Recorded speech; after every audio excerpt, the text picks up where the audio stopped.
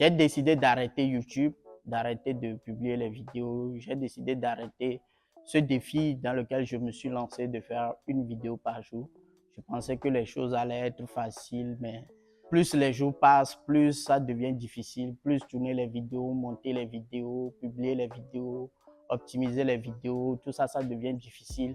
Et malgré tout ça, les gens ne s'abonnent pas, les gens ne likent pas mes vidéos, les gens regardent les vidéos, mais plus de 67% ne sont pas abonnés. Je n'ai même pas beaucoup de vues sur les vidéos. Tout ça, ça me stresse, ça me décourage, ça me donne des maux de tête. Quand je dors comme ça, là, je reviens, je vois ma chaîne, je n'ai pas 1000 abonnés, 5 ou 10 000 abonnés. Tout ça, ça me décourage. Donc, j'ai décidé complètement d'arrêter ce projet, de faire une vidéo par jour. Et dans cette vidéo, c'est ce que j'aimerais partager avec vous. Ça, c'est la façon dont pensent les perdants. Donc, bien sûr que tout ceci n'est qu'une blague. Donc, pas du tout. On n'arrête pas le défi, on continue.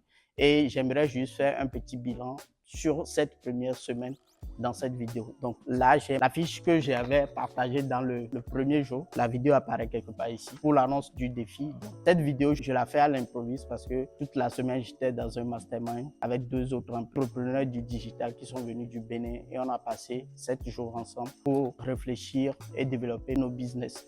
Donc là, je viens de finir de faire ma valise et avant de partir, je voulais juste faire cette vidéo-là parce que ça va me prendre le temps de rentrer chez moi, de tout préparer, de me reposer. Si je veux faire la vidéo dans la soirée, je risque de ne pas la faire.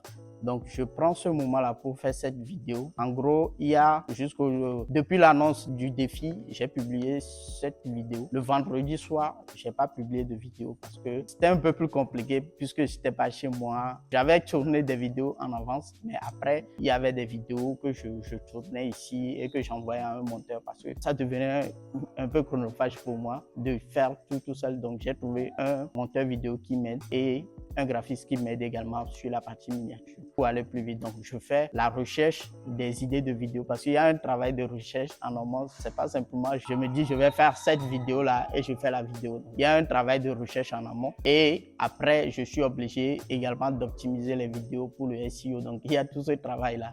Et vu que également il y a le travail des clients à côté, c'est un peu partagé. Donc voilà pour cette première semaine.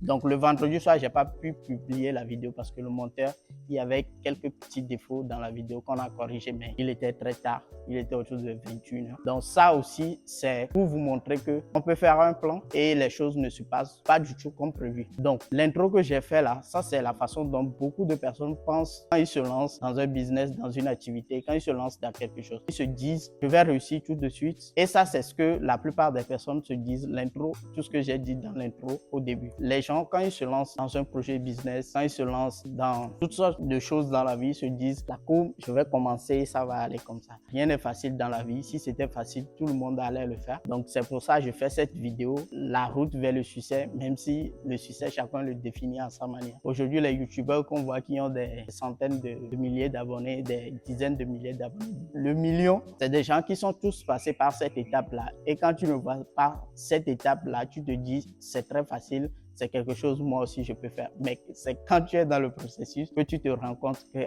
vraiment il y a des difficultés sur la route. Donc l'idée, ce n'est pas d'abandonner du premier coup. Je dis toujours, vous avez les objectifs. Il faut savoir que vous avez 2 types d'objectifs. Vous avez les objectifs d'action et vous avez les objectifs de résultats. Beaucoup de personnes se focalisent sur les objectifs de résultats. Je veux faire 10 000 euros par mois, je veux avoir 10 000 abonnés sur ma chaîne YouTube. Ça, c'est des objectifs sur lesquels vous n'avez pas directement le contrôle. Mais si vous faites les objectifs d'action, c'est-à-dire chaque jour, vous faites ce que vous devez faire, vous faites le job, quoi, et vous vous améliorez, au fil du temps, le résultat va venir à tous les coups. C'est plus une question de persévérance et d'optimisation dans la persévérance. J'en parle dans la vidéo sur mon parcours que j'explique quelque part ici. Donc, la première fois que j'ai pris mon téléphone pour faire une vidéo, je buguais beaucoup et les phrases, ça prenait du temps à sortir de ma bouche. Aujourd'hui, ça va un peu mieux et je sais que dans un an, les vidéos que je vais tourner n'auront pas la même signification, le même branding, les mêmes idées que ce que je fais aujourd'hui. Donc, l'amélioration, elle est continue. Je vous ferai prochainement sur la chaîne une vidéo résumé du livre Atomic Happy parce que c'est dans ce livre aussi que j'ai appris la règle des 2 jours là. que quand tu fais une habitude et que tu es contraint pour certaines situations à ne pas pouvoir faire l'habitude, ça ne sert à rien d'être stressé. Que oui, je me suis dit je devais faire l'habitude, mais je n'ai pas pu le faire. Donc ça, c'est pas grave. Tu peux sauter une journée, mais pas 2 jours. Donc c'est pour ça la vidéo du vendredi, j'ai pas pu publier, mais toutes les autres vidéos vont arriver. Et comme j'ai pas pu publier cette vidéo du vendredi là, je suis obligé de rajouter un jour de plus à la fin du challenge. Donc voilà tout ce que je voulais partager avec vous dans cette vidéo. Autre chose, c'est que moi j'ai beaucoup appris dans ce mastermind. Peut-être je vous mettrai une vidéo, un vlog quelque part, où j'en ferai un vlog prochainement sur la chaîne pour notre prochaine destination du mastermind, parce qu'on l'a déjà décidé et j'en parlerai un peu plus sur la chaîne. Donc le mastermind est important dans ce sens que il y a des informations que vous pouvez tout de même trouver dans les formations, les coachings, les accompagnements, les livres, mais il y a des informations que vous n'aurez qu'en étant en contact avec certaines personnes. Donc les masterminds, ce n'est pas des accompagnements, c'est des cerveaux collectifs. Et cette idée de cerveau collectif vient de base du livre Réfléchissez et devenez riche. Napoléon Hill en parle dans ce livre-là. Et ça aide beaucoup. Moi, personnellement, cerveau collectif, groupe d'accountability, c'est des choses qui aident énormément. Donc, pensez au-delà de tout ce que vous faites à être entouré de personnes qui font la même chose que vous, qui ont pratiquement la même vision que vous pour pouvoir avancer sur vos objectifs. Voilà tout ce que je voulais voir dans cette vidéo avec vous. Sur ce, je vous dis à très bientôt sur une prochaine vidéo. C'était Jean. Ciao.